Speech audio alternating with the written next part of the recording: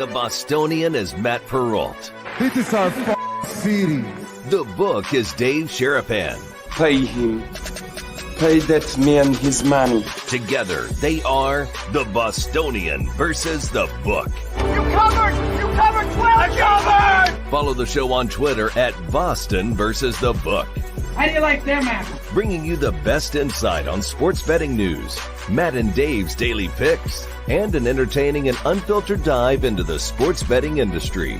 Here's Dave Scheierman and Matt Perrault. And here we go.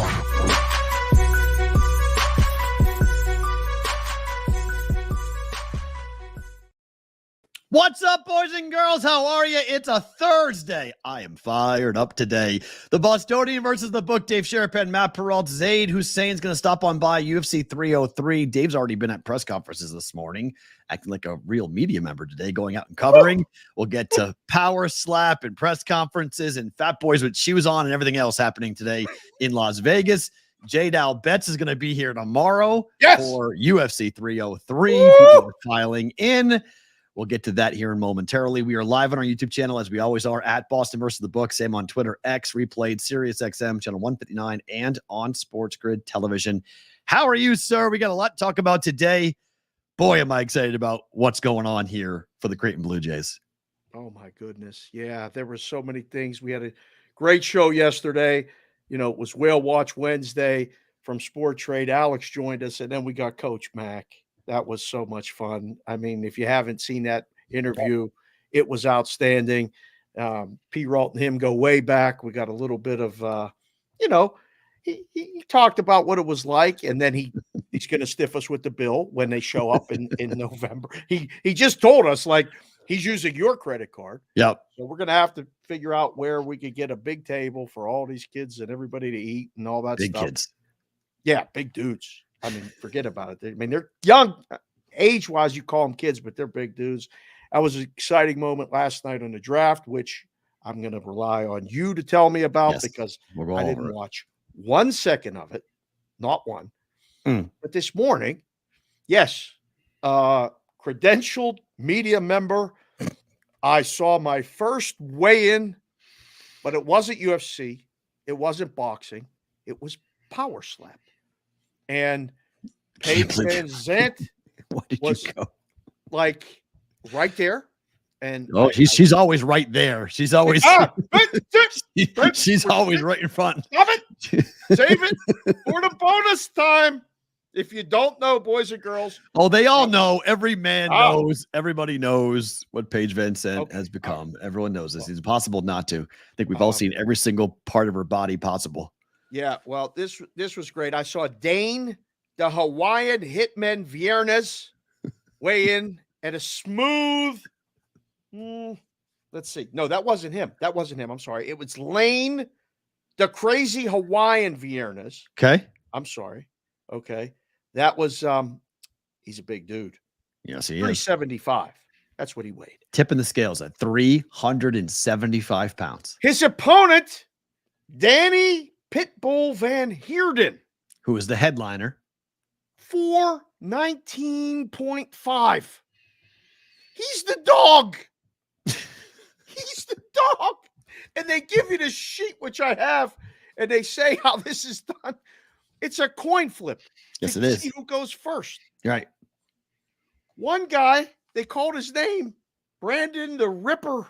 Oh, no, Brandon the Ripper was there. It was Zachary Dub Z Zane. When they called his name, he didn't come. Yeah, he said bye. He lost the toss. So he's got to take the first hit. He just said they withdrew. He withdrew. But yeah, I walked around, and I'm going to save it for the favorite thing about today because I was walking around the Fontainebleau, and I, was just exploring. And I got this Dodger City Connect on, the hat, everything. You went to the press conference wearing that? 100%. 100%.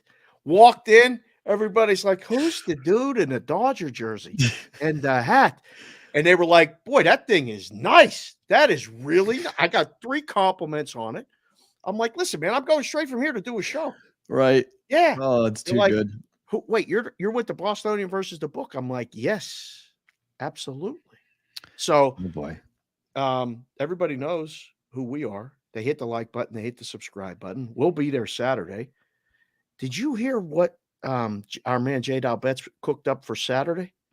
No. What? Oh, he's got a cabana at Stadium Swim. Oh, nice. We'd Good. like our presence if we can pop by and say hello. So What I'm time? gonna Time will matter. well, it's he's got the 8 to 4 shift, 8 a.m. to 4 p.m. shift. So Is he gonna be there 8:00 in the morning? I don't know when J Dow's going to be there because I don't know what J Dow's going to end up doing Friday That's night. my point. Like, Yeah. I mean, if he's there in the morning, I can Yes. definitely swing by in the morning. That won't be difficult at all. But the closer we get to like 2 p.m., 3 p.m. Oh yeah, we got to go over to the joint. Yeah, it's gonna be kind of tight. So because I got a lot going on that day. So I'm busy that day. I'm really busy that day. I got a lot of stuff to do that day to get ready for Got to tie up some loose ends. Yeah, I got to tie up a lot of loose ends. So I gotta get a, I can't say it, but I gotta go shopping for stuff. So Oh, yeah, you know why I'm going home. So there's things going on. So I gotta look a certain way. that. Oh, okay. Things, I mean, they don't have them stores back there. They do. I guess I could do that too there. I don't know. I just like to get everything done so that I'm not having to run around. He's saying I'm staying at Circa so we can meet in the morning either way. Okay. There we go. All right. We'll figure that out. I'll see you tomorrow night, J Dow. Tomorrow Don't worry night. about that. Where are you going tomorrow night? I don't know yet. We're gonna find out. But Yeah. we're doing the show I- today. I- We're doing the my- show tomorrow. Am I buying something shiny? Dave Daily Picks. Slow the roll. There's no engagements coming. Holy crap, guys. Whoa. No. We're not talking engagements. Wow. What? Please. I'm not, again, if I'm in, It's gonna get buy a nice shirt, boys. Calm down. I don't know. Yeah, God, will I ever get engaged again? I don't know. I can't answer that question, but I would lean on the minus Who one. is asking that question? All of them, all big business. Look, Get in the chat, but New Hampshire's stop. no sales. What? they're all. What are you boys doing? It's not Slow me. your roll. It's not me. Ooh, shopping for snipping doctors. Ooh, Hey. hey, Wait. I don't know. Oh, what the? But This show's I mean, gone off here's the the rails thing. already. We just got started. There's a couple of interesting things that this show needs to have from a sponsorship standpoint. One is a blue pill sponsor. I mean, we have to get a blue pill sponsor. And then vasectomies are like the thing now. So like, get a vasectomy doctor. Yeah. I mean, they're all over. They're all over the place. Yeah. Are you with me? Question mark said Blue Chew. Well, I mean, yeah, I would do a Blue Chew sponsorship. Sure. My gosh, you'd read Saks underwear. Why wouldn't you read Blue Chew? We don't have the assets that they use for the models on Instagram and Twitter, though. I mean, we could have them on the show. No, Well, I have no qualms with sure. that. Yeah, she probably as memorable as when Sydney came on the show. So sure. I have the Saks read right now. The underwear. You don't need to do it. They'll never sponsor this show if you give them free reads. What? Can't give them This free reads. one's for free on a Thursday in the summer. Ballpark pouch underwear reinvented. Designed to reduce friction, this 3D hammock-shaped pouch keeps your man parts in place. Features breathable mesh panels and non-chafing flat-out seams. Saks underwear. There it is. Congratulations, Saks underwear. Very versatile. Very versatile. Live show Reno happening Friday, July 26th. Remember, we'll tell you more information when we come back from Pickles is vacation coming. on everything. Who is? Yeah, Pickles is coming. Pickles. Pickles. I don't know Pickles. Well, Pickles is coming. All right, so I've got 2 live bets going on right now, and this is once again a case of the books being completely off, Dave, on a total. What do you think the live in-game total is right now for Minnesota Dallas? Minnesota Dallas basketball? Yep, WNBA. What do you think the live in-game total is right now? Thank you, DeJuice. That was a perfect read. I'm really working on that stuff. Let's see. What is the score? No, hold on. Just guess. It doesn't matter because the game's almost over, so it doesn't really matter. Oh, Just guess. what, 168, 170, something like that? Yeah, so it's 187.5. Well, that's what was the close? Do you know what I bet last night? Over 167. 2. 162? I mean, they're not these numbers are not right. Like these numbers for the WNBA I mean, they are trying desperately, but this is again for Dallas, who has been one of the best over teams in all of the WNBA, and Minnesota just is scoring a ton as well. Minnesota's a good basketball team. They're actually going to lose. losing right now. Okay. 94-88, but Minnesota just came off the Commissioner's Cup. They just beat the Liberty, but that game flew over. And this game's it's already flown over. We're already way over 162. It closed at 165.5. I mean, we're seeing like major steam on these totals, and it doesn't matter. The books, they're too low. I don't understand. Time to pay attention. That's why people hit the like button, hit the subscribe button. We got the W information right there. P-Rod's doing it over on the Juice. We're both doing it on Sports Grid occasionally. And so it's got a game here starting in 30 minutes. Giants, Cubs. Connecticut Sun and no. This is baseball. It's not the other WNBA bets tonight. Okay. We'll do that and better to book it. This one starts in 35 minutes. Imanaga? Fading them. Fade Imanaga with the Giants? Giants have won 3 games in a row. Cubs have lost. Playing good. Cubs have lost 5 games in a row. The Giants are starting as a 2.5 ERA at home, and Imanaga, I think, is getting tired. Now, I made this. I tried this with Scooball the other night, right? And I got ruined. Yeah, it did not work. Did not work. So I'm fading Imanaga, who got crushed in his last start. And I know the idea of worst start of the year, come back and jump on the guy because he had a good starts up until that point. I just don't trust Imanaga right now. I on the road in particular. He's very good at home at Wrigley, but on the road, I can't trust him. Yeah, it's Giants or nothing. Okay. So that's about so those are the two of the better to book of plays. One's going to cash. We'll see what happens with this one. We'll have another one later in the program. All right. What happened last night? 4 French players were taken in the first round of the NBA draft last night. This is the first time we've ever seen 2 international players go 1-2 with this. Reed Shepherd goes 3rd to Houston. There was your first American player. Stephen Castle from UConn goes 4th, and Ron Holland goes 5th to the Detroit Pistons. Does it say anything to you that these were international players going 1-2, like that the game is going this way, or is that kind of dangerous for the NBA to turn into the NHL draft where nobody knows who these guys are? No, I think it's actually a good point to note. Last year, Victor Wembanyama was French. Yes. This year, 1-2. Maybe they're getting it over there. Next thing we know, we'll be talking about getting a team over there. That's coming. Well, we know that. They want a team over there. In France? Oh, yeah. They want a team in Paris. They want a team in London, Paris. Oh, yeah. The NFL is not the only one eyeballing Europe for a division. The NBA wants to be first over there. Oh, wow. 100%. I guess if it's an international league, but don't they have their own leagues? They do, but the NBA is way better. Higher, more money. They all want to come here. But yes, the French basketball league is high. A friend of mine plays in the English basketball league, plays in London. Sam Hauser plays over there. So you got, I'm sorry, Sam, why am I blanking on Sam's last name? Played at Wisconsin. Sorry, Sam. Wisconsin. Put it in the chat. Forgetting Sam's last name. No, he's married to Olivia Harlan. Sam Decker. There we go. Decker. Sorry. He's over there playing in London. So they call it Le NBA. Le Royale with cheese. It's hard enough to do the travel. I mean, they're going to have a team over it? I don't know. Your Sixers, Dave. What are they doing? I have no idea. Dalton Connect was sitting right there, and they chose Jared McCain. Yeah. People are fired up in Philly about this pick. I don't know what they're doing. It's weird, too, because, who cares if the guy paints his nails? Can we get over this, guys? Can we all get past this stupid idea that, a guy painting his nails is a major red flag? His jumper? All Philly media last night, they were all like, have you seen his TikTok? Have you seen his Instagram? Do you see what this guy does? This is your new your new Sixer player, everybody. I was like, who cares? Can he score? Yes. Is he good? Yes. Who cares what he does on TikTok? A lot of people do. It's bizarre. I don't know. I'll give the Lakers credit, though. Dalton Connect is a hell of a pick. I just don't get it for them. This is the story. This is what I saw this morning.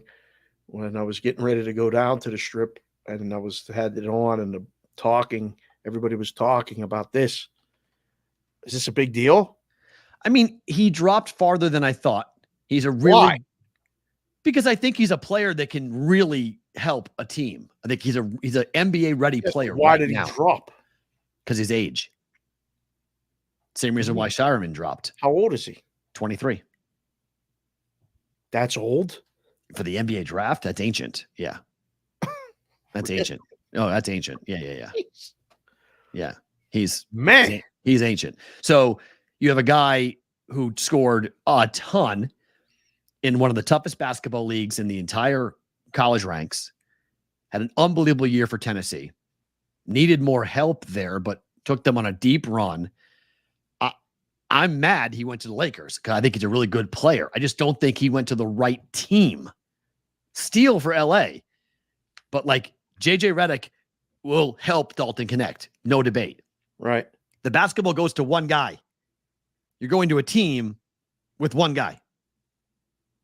That's a problem for me. Isn't that always the discussion? There's only one ball. I mean, the Celtics figured it out. They have two superstars and a really good team. They figured out how to share the basketball and how some nights it's one guy's night. Another night it's another guy's night. If it works, figure it out. I don't know. They just kept hearing, they got a shooter. They got a shooter for LeBron. They did. He's a shooter. No debate there. LeBron needed the help. He does need help. Dalton Connect's defensive prowess is not great, but he can shoot and he can score.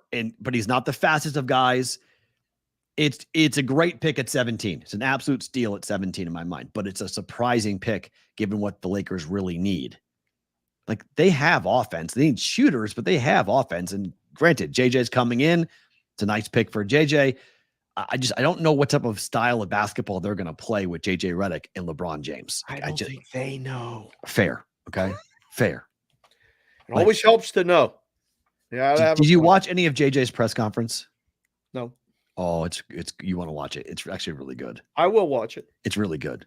Like you're the second person to tell me that, so that's good. I will watch it. It's really good. I mean, he'll win you over. Like, you'll go, huh? He's already won me over with the broadcast work. Like, I enjoy listening to him talk about basketball.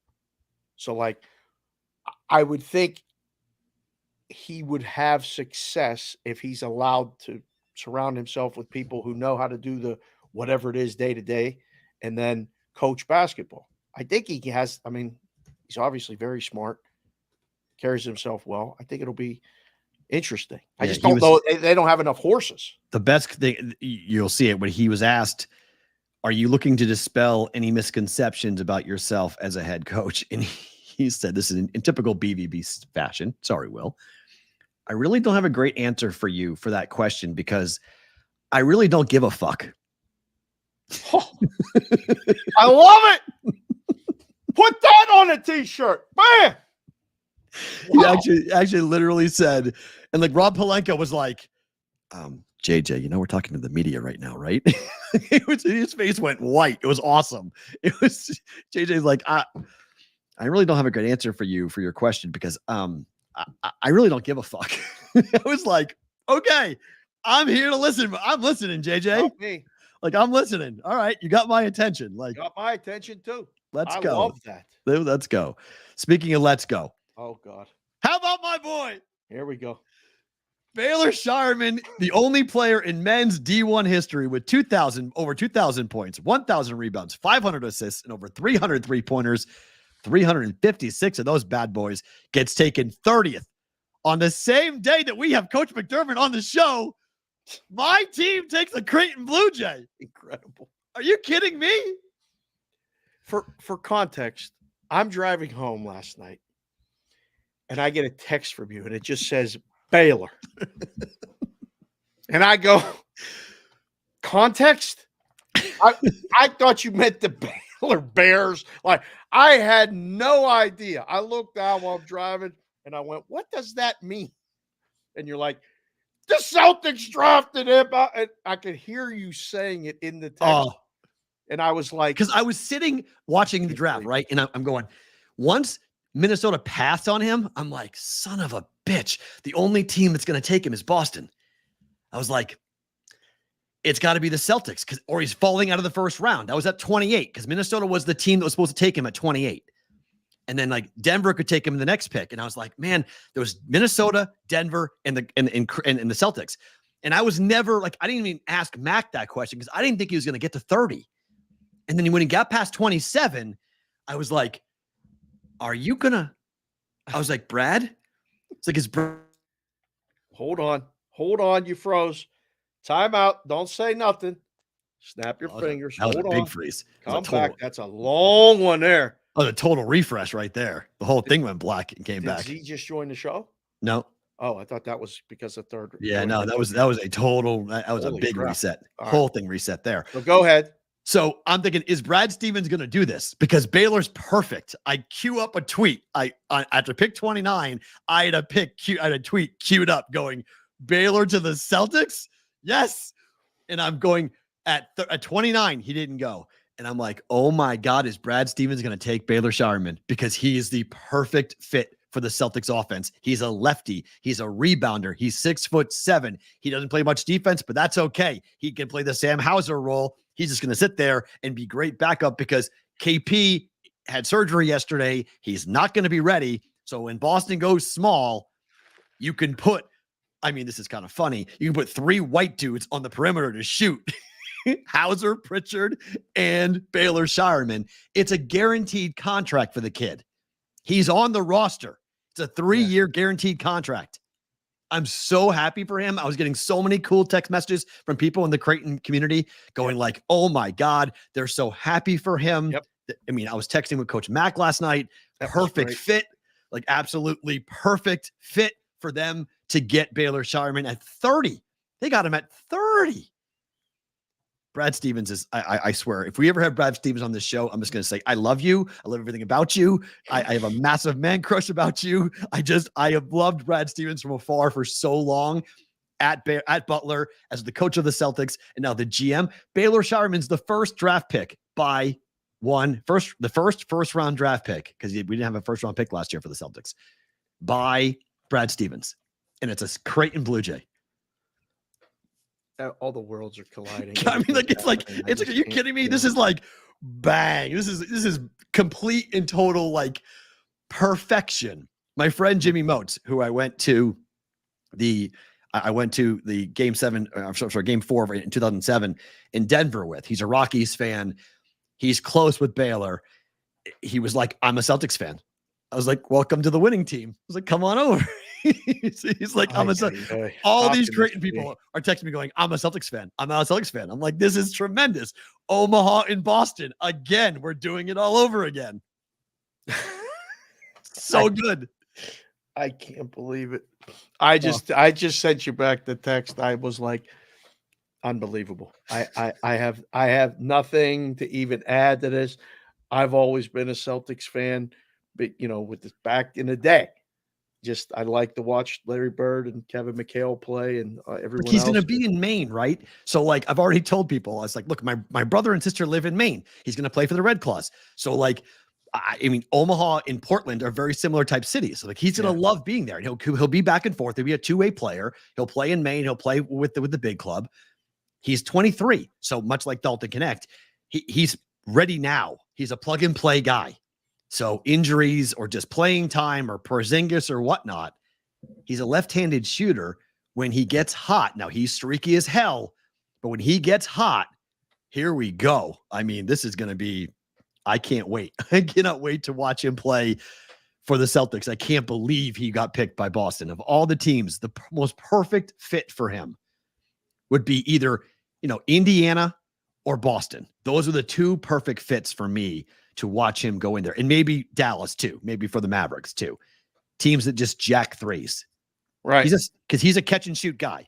Like he's not going to wow you. He's not going to dunk on you. He's not going to do anything overly athletic. Right. But he'll shoot the lights out. He'll shoot the lights out. That's what they need. I don't know. It's amazing. It's just like how you have coach of the Jays on the day. The Celtics take Scheierman. Great stuff. Again, we're doing it. And sometimes there is a method, a plan behind all of it, but other times it's just like I feel like sometimes we're just being guided. Things are supposed to happen, and then we laugh. I mean, I was laughing last night. I'm like, What was I? I was like, what? we had the coach on from the team. He was great, cool, casual. Like I was like, geez, we got to figure out a way to talk to Coach Mac more. No, this was he's fun. awesome. Coach McDermott's so good. He's so Yeah, good. he was awesome. And then they dropped this guy. We were asking about his 6-year rising senior now that he'll have on his team because Zach Edey is going to influence what happens with Ryan Kalkbrenner. A lot of people are really down on Edey to Memphis. Top 10 pick. Why? Too high. According to who? He can't run. He's a 7'3" lumbering dude. 7'3" guy to the NBA can run, shoot, and dunk. They look like Kevin Durant and Porzingis, not Zach Edey. They saw something in him. They did. So but Memphis media. Who am I to say? They're not. They shouldn't have drafted him. I mean, maybe he'll be great. Maybe he won't. I don't know. To see how it all plays out. Second rounds tonight. Bronny James get drafted in your mind? Some big name players, so, right? Apparently, this is going to happen. 55 is the over under. I don't even know. I mean, this is a reason to watch. No, there wasn't a reason to watch the first round. There's no reason to watch the second round. Kyle Filipowski from Duke, Tyler Kolek from Pitt are two guys that I'll be watching for to see if they get drafted or not. But Bronny James, he's 6'3", 210 pounds. Like, I don't know, man. If you're taking him, there's a reason why you're taking him. And everyone's saying, oh, the Lakers are going to trade back into the first round. And I don't know. I have no idea. And I'll be on Sports Grid later with Ranieri, and they said, what do you want? And I said, baseball graphics. I just want to talk about the baseball. I have no idea. Will it be pointless? Covey said drafting Bronny would be pointless.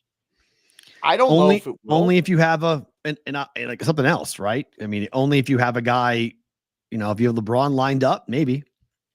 I mean, maybe it's not horrible. We did a poll yesterday. 80% of the people voted they were not going to watch the first round. How many would vote they would not watch the second round? I think no one's watching this tonight. I think this is completely – I think the NBA made a massive mistake. I don't think anybody wants to see round 1, round 2 split up. I think it's really stupid. It's a massive risk. Is it now with the way it's changing so fast? I mean, just talking to Coach Mack yesterday, and he's the coach in an established school in the Big East, talking about how they don't even know how they're doing all this stuff. Maybe take the foot off the gas with the NBA draft. Like maybe go, you know what? Let's go back to calling people on the phone and just posting it. No, I like the draft. Has to be the big show. There were a lot of guys who were invited to the draft that didn't get. They were in the green room but didn't get picked. So that was part of the criticism last night. That you invite all these players and these guys aren't getting picked. It's kind of an embarrassing moment for them. But the second round, it's like somebody made this on Twitter. Said like it's like watching linemen get picked in the 5th round. It's like, okay, they could really help your team and fill out your team and be a part of a team in like 5-6 years. They could really help you, and you could build your roster if you draft well in the second round. But the fans don't care. Like, fans don't want to watch it. I mean, we got the NHL draft here this weekend. We do. No one cares. No one cares. They don't know anybody who's going to get drafted. These are all international kids.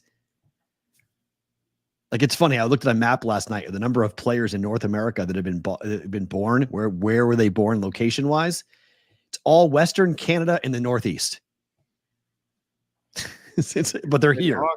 But they're here, right? So it's not even worth paying attention to, really. So, have we ever talked about how we met? Multiple times we talked about how we met. Dave just walked into my studio and said, "Hi, I'm Dave." I did. Well, it's funny because we ran the Palms. You did. CG did. Yep. CG ran the Palms, and you were doing these hits with people that worked in the book, but they didn't really work in the book. They were executives that just had represented that they worked in the book. Yeah. And I listened one time. Actually, the best part is like, in full disclosure, now it's all gone. They used to ask us for information. Correct. So then they could go do the shows. Correct. And I was like, fresh back off of West Virginia, and I'm like, nah, I can't. I'm going to have to just go meet this guy who's doing these radio shows from a studio in the Palms. And I hadn't seen it yet. So I walk in, and your face is on every screen. In the morning, yes. In the morning. I walked in before I went to work, Yep. and I was like, holy crap. Who's this Matt Peralt guy? How'd they get him on all the screens? And you're sitting in that studio with them headphones, doing what you do on your laptop, getting ready to do. What are you doing? 4 hours at that point? I was doing 3, and then I was doing an extra hour for a little while on Sports Grid. So one time I was doing 4 hours. Yeah. Yeah. So you're in there, and I'm like, I'm going in saying hello. And I did. And I said, I don't know if the guy you're talking to is going to be available. So I'll do the show with you. And so we went from one day a week to 2 days a week to 3 days a week to this show because it became the most popular part of the show, and everybody was wanting to hear about it. And it was like, there's something here. This is interesting. And so we started to shop it, and that's how we got to do BVB. Was over the course of a year to a year and a half or so of doing hits, just doing hits and hits and hits and hits and hits and hits and hits. And then it was like, let's figure this out. Let's go. Well, after COVID, then after a stroke, then it was like, all right, we got to just do this. We got to keep talking to people, and we had opportunities. And again, we shopped it for a long time though. We heard a lot of no's. All you need to do is hear one yes. Book people would say Matt sucks. Don't go with Matt. Radio people would say you're going to run Dave over. It's not going to work. Yep. And they were all wrong. They were all wrong. It's amazing. And we think about it now. We got that other information today, and it's all like, it's more things coming full circle. It's just wild. Can't believe it, man. All right, we're making Z wait. So let's talk. Oh, he's here? He's here. He's been here for a while. So I apologize. Oh, I apologize. I was waiting to see him out by the pool with like suntan oil on or something. You're muted. You're muted. Yourself. I was by the pool. I had the oil. I had everything ready to go. The suntan was going. My computer was gonna literally overheat, blow up. Yep. Yeah, not working. Yep. I'm like, it's not gonna work here. We have not gonna work. I've seen it. I've done it. It does not work in the Vegas heat. You don't realize what 105, 109 really is on electronics. Like I left my laptop in the backseat of my car in my garage for 2 hours yesterday. I came out, the thing. Yeah. And the thing was absolutely on fire. Like it was roasting hot. I was like, okay, I forgot it's summertime in Vegas. You can't leave anything out there. So welcome back to town. Good to see you. We got a lot to get into here, but Dave went to Power Slap the weigh-ins today. Went to the weigh-ins, Z. Are you going to Power Slap tomorrow, the actual event? Oh, no, he's frozen. He froze. Z, come back. Come back, Jack. Oh, no. His internet. Very serious face right now. Very serious. We got to get him out. We got to go to the 2 bucks. It must have been. I think it's on his end. Yeah, I think it's the Wi-Fi. If it was our end, it would reset. Right. Yeah. So I think it's on his end. All right. Well, just get to the 2 bucks till we know he's back. I mean, we can't leave him sitting there like that. Do him dirty. Do him dirty like face. That was great. We'll see. I'll remove him. Let's see if we can get him back on and see if it comes back on that. So yeah, talk about heat makes people freeze. That's a good point. Not too moron. Talking about the heat makes people freeze. Yeah, that's true. That's what he sent me a text. I can't find a good spot because it's too hot. I'm like, I get it. Just get. What happened to Z? He got a beer dumped in Chicago. Is that what happened? He got a beer dumped in his lap at the over under. Yeah, I didn't know that. Yeah. Oh, all right. Yeah, he's okay. Are we good? We're good. All right. The internet keeps cutting out over here. I mean, Red Rock is a little bit shaky. It happens. Yeah, these hotels are tough. Are you on Wi-Fi? Question, please. Are you on Wi-Fi? Yeah. Okay, that's probably why. So the Wi-Fi may be kicking out on you. That's probably why you go. Just overall, what's your level of excitement for UFC 303? Wait, are you going to Power Slap or not? Oh. Yes. Yeah. I'll be there tomorrow night. We're gonna do Power Slap. We're gonna do some gambling after. It's going to be a good time. And Paige Van Zandt is making her power slap debut. Dave saw her this morning. Why did you send me that text that you sent me? Like, is that the side against? Like, you saw the – I tweeted a picture of the lines with the sheet, which was the original line. And you're like, wait, is that current? And I got the current line for you. Was there something working behind the scenes there? What's going on? Yeah. So money came in on the opposite side of Paige Van Zandt. She was like minus 120 in the beginning. She's a dog now. Yeah, it's rightfully so. And I thought where Dave was at, that was kind of like lagging behind. So I'm like, hey, if it's there, put that bet in for me. Right. And Paige is obviously new to the sport. So like when you slap, you could get penalized for clubbing. Like there's so many different rules and violations that you could break that you might not know unless you've already competed into it. So there's a lot of money coming in on the other side already, which moved Paige from minus 120 to like plus 110, plus 115 range. Yeah, I think it was plus 105 when Dave sent it out, right? Yeah. The other girl has Christine the Edge Wollermans, has she done slap before? I believe so, but I'm not really a slap expert, so I don't know too much about her. Don't blame you. Yeah. But if I were to bet it, I would bet her blindly, and I probably will. Okay. If I get a good number. Right. Yeah. Paige Van Zandt is like, okay. So it's gone from bare knuckle to boxing. She lost in bare knuckle. She lost in boxing. The best line I heard is that Paige Van Zandt's goal is to lose a fight in every single practice of martial arts and or boxing and combat sports alive. She's winning in the ultimate combat sport, though, apparently, is what you What's that? Being naked, ultimate combat sport. Being naked, yes, she's winning there. I guess you call that winning. She's monetizing it. So I mean, she lost to OnlyFans girl in that boxing match. So, yes, she did. Like, it's not really. It was but Elle Brooke was actually a boxer before she turned porn star. So like she actually lost to like an actual boxer. I did not know that. I did not know that. I mean, Elle Brooke was like an up and coming boxer. How do you know that? Because I follow boxing. I know these things, and I've seen way more of that woman than I need to ever see ever again. But that's just what she did. Elle Brooke was a boxer up and coming, and then she realized I can make a lot more money doing other things in the same vein. So now I'm going to become a celebrity boxer. So now get to the UFC, please. Well, it's a fun conversation. There's a lot of things. Look up Elle Brooke on Twitter. Careful, it ain't safe for work. I promise you that. Her Twitter account is something else. Never get off late night. It is what it is. Are you at all disappointed? Because I am completely and totally deflated by this card. I was so excited for 303. I thought it was going to be amazing, and this isn't a bad card. This is not a bad card. I'll say it again. It's not a bad card at all, but it's not what it was supposed to be, Z. Honestly, man, I love this card. I think it's really good on paper. Like they added Diego Lopez versus Brian Ortega. That's a big fight. Because you're a fight fan. The average person doesn't know who either one of those guys really are unless you're like drinking Modelo or something. You know Ortega from his beer commercials. Yeah, I mean, and Alex Pereira has always been a guy that's taken these fights on shorter notices. But we've seen the fight before, Z. We've already seen the main event. We already know the outcome.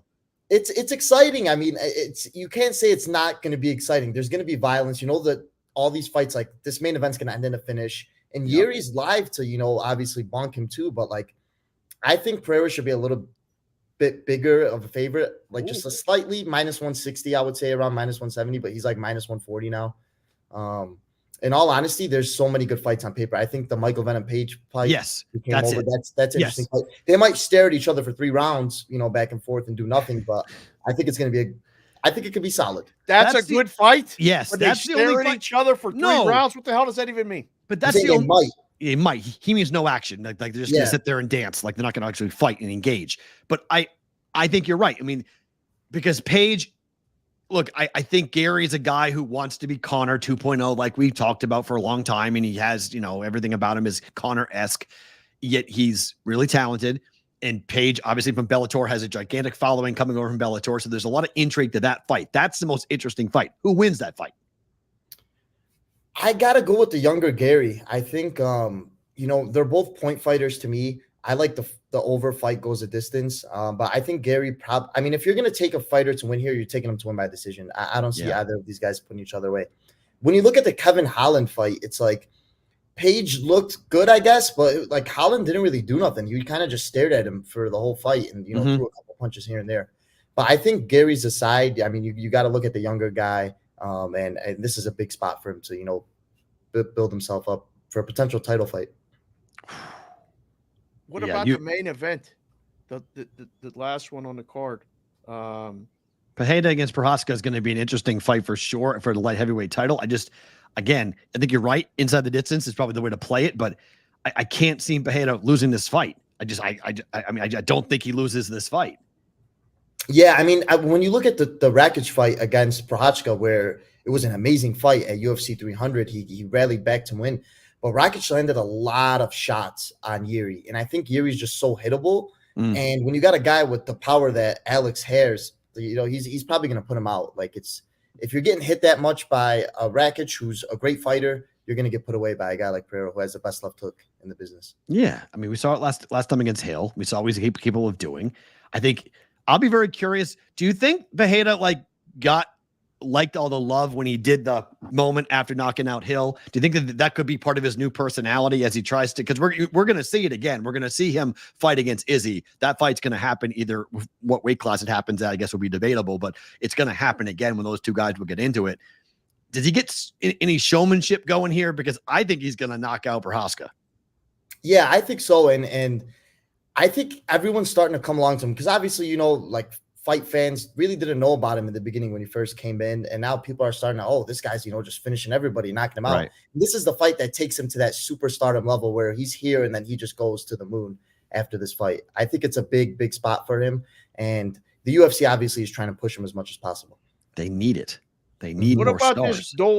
This Dolidze and Smith fight? I don't know. Omaha, stand up, baby. Let's go, Omaha. What weight class are we fighting at, by the way? We fighting at middleweight or light heavyweight? Because he keeps on bitching about the weight. Yeah, that's a good question. I think it's at middleweight, right? It's listed as a light heavyweight fight, but I think it's actually at middleweight. It doesn't even say on the because Lionheart's been yesterday. He was bitching the entire time of the press conference about no light heavyweight wanted to fight him, so he's taking a fight at middleweight. Yeah, it might be then. I mean, I'm not sure exactly. That's actually minus 140. This looks like this would be a really competitive fight. Yeah, I would have to go with the Roman side. I think when you look at Anthony Smith, he won by submission his last fight. Roman on the ground is really good. I think. Yeah, we're fighting at 185. Z.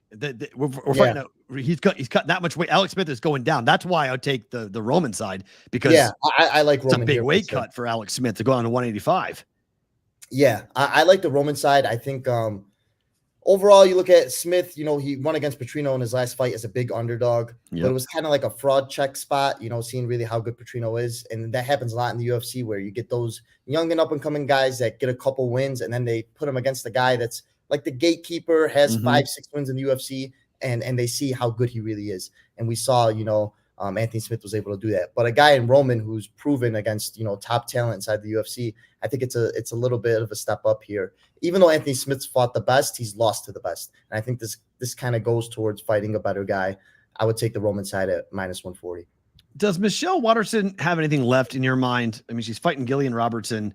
I don't want to call her a gatekeeper, but she's 18-12 now. I mean, she's been around for a while fighting. She's lost 4 straight fights. Yet she keeps on getting put on cards. I think she's actually a live dog here. And it's more of the Gillian side. Like, she's not that good of a fighter at all, honestly. And I think if you get it was like plus 175 earlier in the week. It's huge move on the dog. Yeah. A lot of sharp money has came in on the Michelle side. Wow. So now she's looking at, I think, around plus 145 range. To me, I would play it at the 170, 165, but now it's a pass to me. But overall, respected money did come in on Michelle's side. And then there's one fight in particular I wanted to mention. Please do. It's the second fight of the night. Carlos Hernandez versus Ray Tesora. I probably butchered his last name. So this guy was on road to the UFC out of Japan. He fought a bunch of guys. It's the second fight on the card, guys. Just so you know, it's an early prelim fight. 3:45 Pacific, 6:45 Eastern is the approximate time for this fight. Yeah, early. Yeah. So this guy Ray fought a bunch of guys from overseas, Japan mostly, to make it to the UFC. and now he's making his regular debut against Carlos Hernandez out of Valley Flow Striking. Tesora's used his wrestling to get a lot of takedowns, take people down, hold them down in most of his fights. He fought a guy out of AKA, took him down in the first round. Second and third round was gassed right away, got beat up on the feet, but was able to get another takedown to eventually win the fight. When you look at Hernandez, he's a guy that's just came off of a knockout loss against Tiara, the Japanese superstar. Now they're putting him up against another guy. He's at plus 365, plus 370 range. I think he should be closer to like plus 150, plus 160. Wow. This is a bet I would put a lot of money on. And look, if he loses, it is what it is. But this fight is going to be way, way closer than what it's. They're blasting the favorite. This minus $5 and stuff places offshore. I'm looking at all the lines right now. If he doesn't get these if he gets a takedown in the first round and holds him there, he's going to gas in the second and third. And Carlos Hernandez has shown ability to scramble really well. I know people inside that camp. He's training at Valley Flow with some of the best grapplers and strikers there are. This is one of the best camps inside the UFC. No, I think if Hernandez wins, it's by decision. He pieces him up on the feet. He avoids the takedown in the second and third round, and he wins the decision. It's literally, to Z's point, the numbers are wild. So the Ray side, average takedowns per 15 minutes, 6.8. Yeah, but it's against tomato cans. Like, that's what people don't realize. But I'm saying but he does not throw strikes. Strikes landed per minute is 2.9. He doesn't throw. That's it. You got to understand. I watched so much tape on this fight. Okay. He gets into like a body triangle position or just a takedown position. He'll hold him there. He's not looking to do any ground and pound. He's just looking to control you on the ground. Like, it may even get stood up if he takes Hernandez down. But Hernandez is not a guy that's like going to get taken down and just accept it. He'll scramble back to his feet, and he has way more experience, fought way better fighters. Good point. 65% takedown accuracy is pretty good for Hernandez. He's not the easiest guy to take down. I've seen guys with higher percentages, but it's not like he gets taken down really fast and really easily. He's going to fight you. And strikes landed is 5 per 15 minutes versus 2.9. It's a big, big difference. And, the one thing that's weird is that the Ray side, he doesn't get hit. Strikes absorbed is 1.4 because he's always on the ground. He's never standing up. So if you put him, you have him stand up, can he actually get punched? He got rocked, and we saw it in many fights where he was getting pieced up on the feet. And then he's just diving for the takedown. He's a great wrestler, very, very good wrestler, but everywhere else it's very green to him. And you look at the strength of schedule. That's the most important thing I do when I cap my fights is who have these guys fought? Who have these UFC newcomers fought to get inside to the UFC? Have they fought guys that are tomato cans? Have they fought guys that are really good fighters? And this is an example of this guy's strength of schedule is not really there against a guy in the UFC who, he had his ups and downs, but he's a legit fighter. And it's just too wide for me, way too wide. Interesting. Yeah, takedown accuracy is only 54% for Ray. So that's not a guy, he goes after a ton of takedowns, but he doesn't get them all that time, all the time. So that's a wild fight to watch. All right, I'm going to watch that for sure. That's a huge dog. You hooked me in. That's a huge dog price. The biggest dog of the night. Yeah. Wow. We have that guy, Peyton Talbot. He's going to be, I think, one of the biggest favorites in UFC history almost. He's trending towards that direction. I think he's like minus 1,900 roughly. I don't know if it moved even more. But that's another fight where it's like Peyton Talbot, he looked great. And I'm not putting minus 1,900 on a guy that won 2-3 fights. He's looked great inside. Minus 2,000 at one place. Minus 1,800 at another. What's the knockout price, though? This guy, oh my goodness gracious. He eight strikes landed per minute. 8. Yeah. That might be the highest I've seen in the UFC. His head off. Wow. Okay. 8 per minute. Like, he's good. Okay. Man. Now I know why. That makes sense. It would make sense why. And the guy he's fighting, who's Giannis, whose name I'm not going to be, Jamore, 4.2 strikes absorbed per minute. He gets hit. That is not good. You have a guy who hits at 8 and a guy who gets hit by 5. Yeah, Talbot by KO. That might be the better play on that. AOWN said that's only minus 150. Yeah. Well, the over 1.5 rounds. What is it, like minus 190 now, roughly? Hold on. That's what over 188. It was like 130 earlier in the week too, which is something to look out for, which is kind of weird. So a lot of money came in on the Talbot by KO on DraftKings is only minus 150. So you can get that. If you're going to bet the favorite there, he's minus 1,600 at DraftKings, plus 900. Can the dog win this?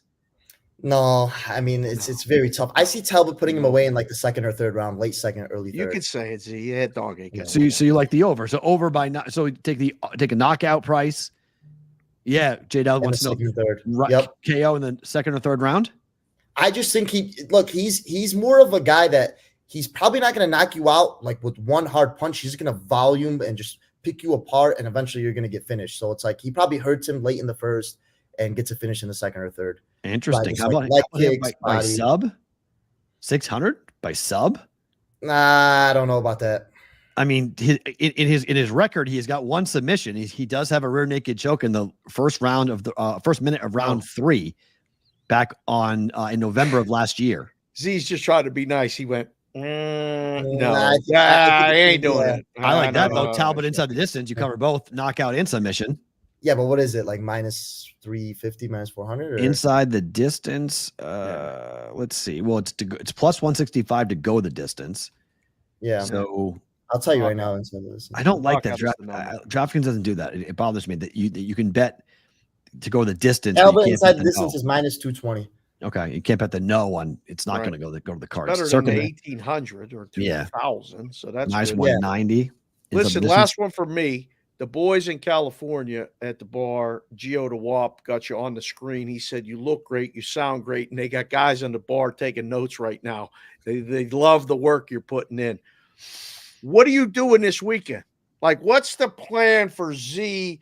Tomorrow you're going to the Power Slap, but what does your day look like on Saturday? Because there's going to be some people in town. We may have to have you pop over to the Circa Swim Stadium Swim Cabana if we can get a little bit of time. But you're making the rounds pretty good up at the joint, down at the place, and all these things. What are you doing Saturday? What's it look like for you? Yeah, so tomorrow we're doing the UFC Gambler's Perspective with Yanni, the Greek, and Nikolakis at the convention center, so Las Vegas Convention Center, for all the fights.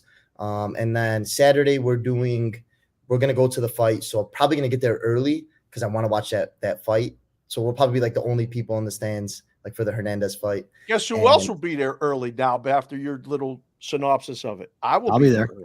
Perfect. That will be there early. We're early dudes for these fights. No, I'm going to be there early. I'm going to watch this the whole prelim. It's such an interesting fight, and it's something that I've been looking at for a while, especially because like he trains with people that I know, and Hernandez is not a pushover at all to be my plus 365, plus 370. But Saturday we're having a good time, and then I'm going to stay a little bit longer. We're going to play some World Series of Poker events, probably the main event as well. Big poker. You were going to play it, or friends of yours are going to play it? No, I'm going to play it. Oh my! Yeah. I play a lot. I play a ton of poker. I don't know. Yeah. I play a lot of cash games in Chicago, and do you have a return flight yet? No, one way. I love it. Hey, if we're running good, we just stay here. If it's going sideways, Dave, I'm out of here. I'm just gone. Hey, I've texted you and you're already on the plane. I'm like, are you still here? Nope, I'm gone. I'm like, I don't even need to ask what happened. That's fine. Right. All right. So give us your favorite plays again for 303. What are the plays you're making? So I have the Hernandez side in the second fight.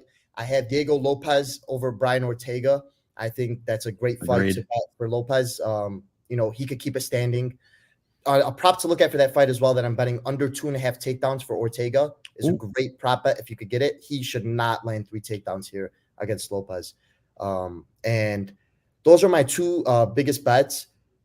I like the under in the main event, and that's really it, honestly. It's kind of a slower card for me.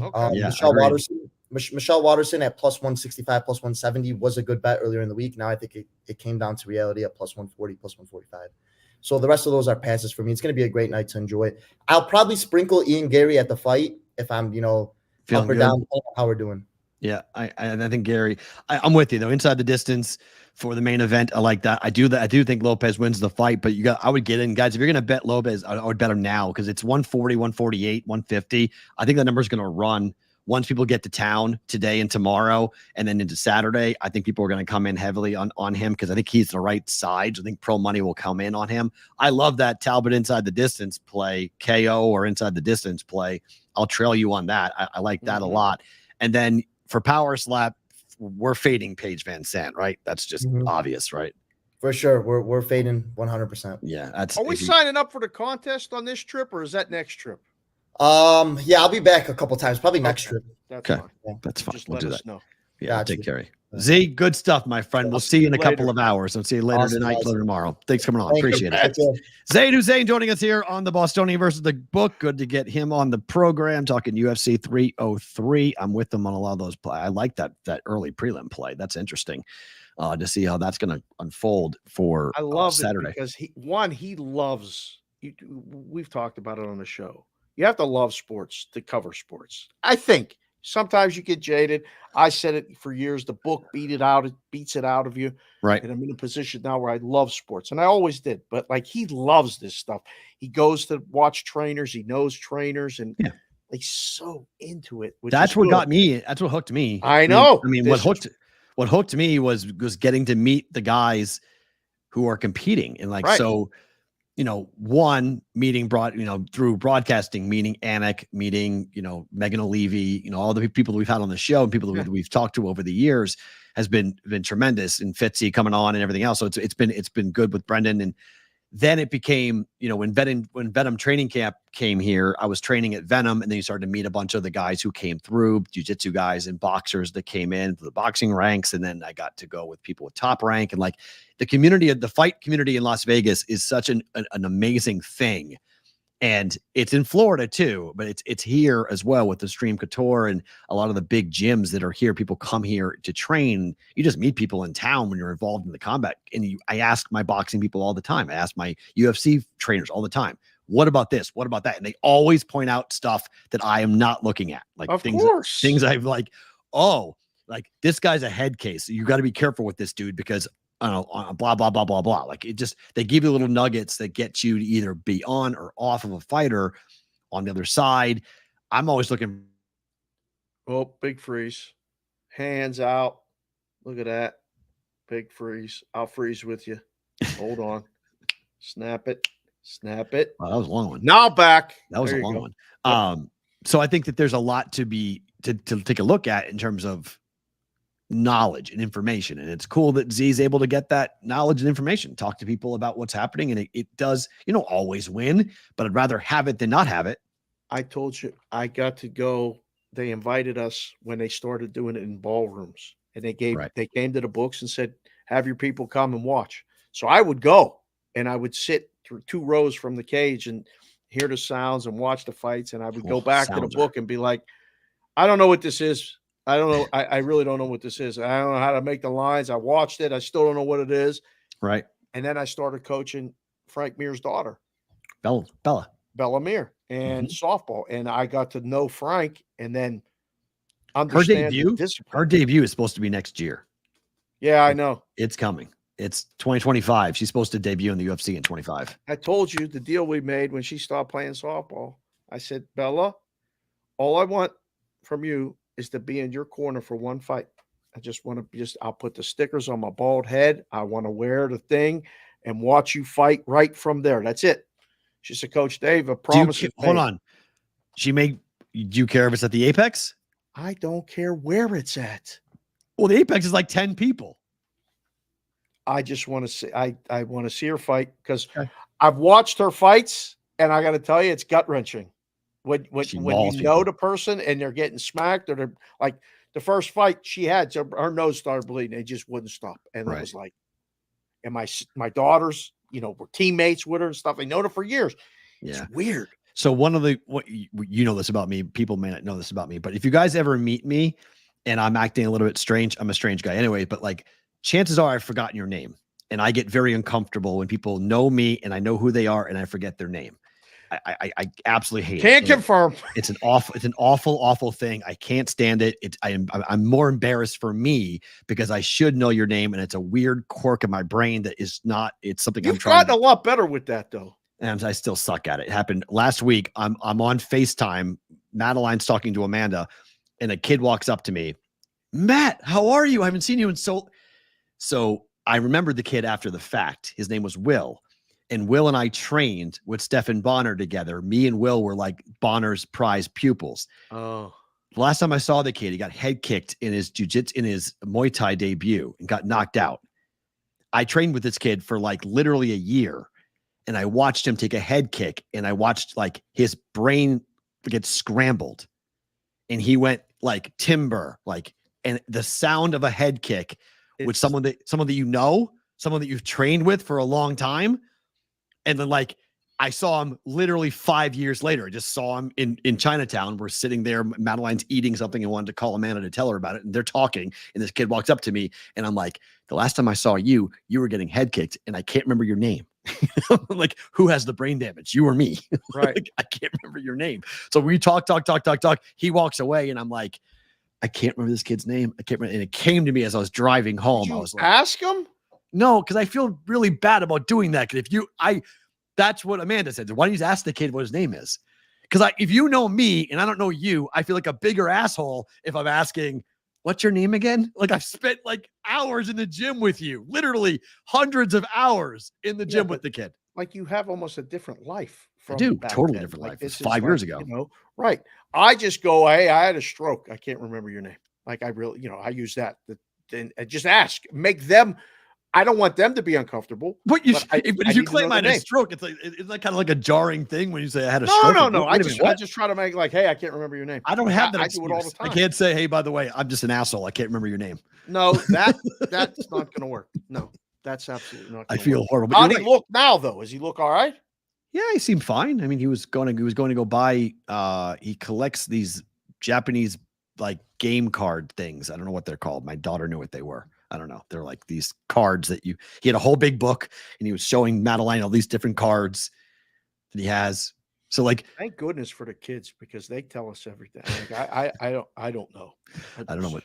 Yeah, I agree, J-Dal. I'm not going to remember my own name sometimes. Yes, that's a good point. Yeah. I saw Frank after one of his last fights. Oh gosh, Mir? He came to practice. His nose was sideways. Yeah. He's one of the OGs. Shake his hand and he couldn't. He's like, Dave, please don't squeeze my hand. I was like, Frank, I'm sorry. Yeah. But like when you see it up close and you know, like it really is impactful. It's an unbelievable discipline and it's a hard way to make a living. And Z does a great job with looking at the betting lines and all that. It's a great sport to fight. It's a great sport to bet. It's very inconsistent. It's very, very hard, I think, to be a winning bettor in combat sports. It takes a lot of, because again, at the end of the day, it's human beings fighting human beings. You just don't know what happens in the ring. I mean, guy blows his shoulder out. He's supposed to win the fight. Pops his shoulder out. He's done. Guy gets his leg snapped in two, makes a leg kick, gets it checked, snaps his ankle. You know what I mean? It's like all these things are, you can be on the right side of so many fights and your guy can be winning and all of a sudden a massive injury happens or the proverbial hand of God comes down and you get knocked out. And just some clubs you buy. Guy didn't see it, makes one mistake, and it's combat sports. Lights out. Like it's that quick. And it's tough. So, I mean, Conor, against Poirier, that's the whole thing. Everyone's thinking, will Conor ever fight again? He snapped his leg and left on a stretcher. And everyone's like, no one's ever come back from this. Are you going to come back and fight again? I don't think so, but maybe. Keeps on pushing it back, keeps on talking a big game, but let's see you fight. Let's see you actually want to get hit in the face by someone who really wants to hurt you. You got to get that right. 100%. Like that's a thing here where you're like, man, like, why would you? I don't get why he wants to fight. I know he has to talk like he wants to fight for his brand, but to actually fight, like he has more money than he'll ever need. He's living an incredible life. Just retire and go live your life. Like it just shows you how these guys' ego is so wrapped up in like who they are that they have to keep trying to prove themselves. A lot of money. What, to fight again? Yeah. Yeah, it is. But also he sold his share of his whiskey company. He's got more money than he knows what to do with. Okay. He built that whole thing up. Proper 12, he sold out. He's not part of Proper 12 anymore. He made so much money. Like the guy is set for life over lifetimes, but he just doesn't want to let it go. He wants to be the first one to come back from this leg injury. And Michael Chandler is sitting there waiting and waiting and waiting for the historic payday that he's going to get for fighting Conor McGregor. And that's why Chandler hasn't fought anybody. Oh, okay. But it's time to move on, Michael Chandler. It's time to go find a different opponent because you've wasted 3 years of your prime boxing fighting career. It stinks, but it is what it is. All right. To baseball. Thank goodness for the wild card in the National League. This is wild to look at the NL standings, Dave. Look at this.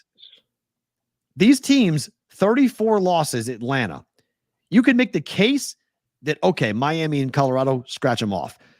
But there's 10 games in the loss column separating the Cubs and the Braves, and the Cubs are only 5 games out of a wild card spot with St. Louis at 38 losses. 1, 2, 3, 4, 5, 6, 7, 8, 9. So from San Diego to the Cubs on that graphic. By the way, great job with that. That's just so good. This always looks so good on the replay too. There's 5 games separating 9 teams for two spots. For 2 spots. We're going to have a fun summer. That P in there in the middle, 2.5. Don't let them get in the playoffs. Don't let me get a Skeens, Keller, Jones 3-game series. Is this good though? Do or is it. A lot of blah baseball? Do we have a lot of like teams? Because in the races, Phillies are up by 8 games, Brewers are up by 6, Dodgers are up by 8.5. Yeah, like the division races are like 3 really good teams, and everyone else is just sort of like That's fine. Yeah, I mean, fine. The Phillies are up by 8 games on the Braves now, who are up 3.5 games on the next wild card competitor. Right. So it's really not that hard to kind of figure out the playoff teams right at now. The top. Like there's, I mean, the division winners, if they don't win a division, they're in. Wild it's card. a collapse.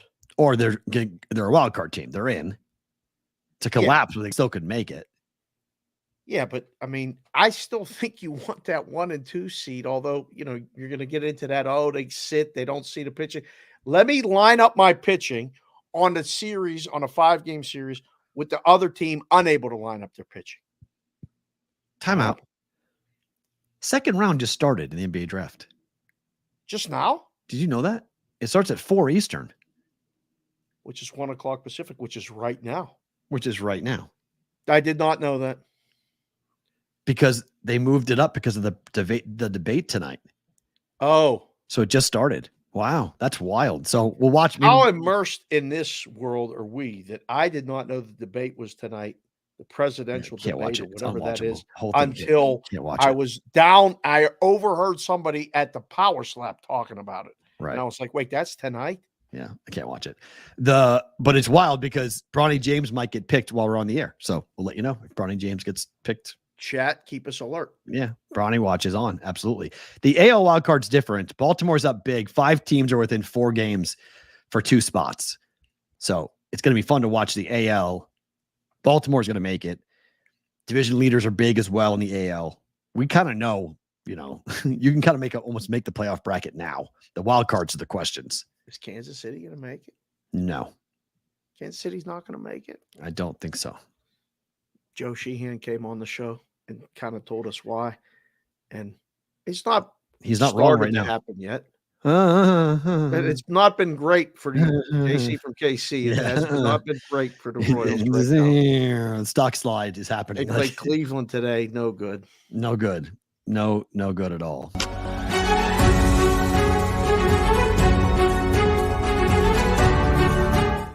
All right, Ohtani watch. We got a lot of things to get to here with the Shohei Ohtani. He makes history as a Dodger last night. Ohtani continues his torrid, red-hot, ridiculous start.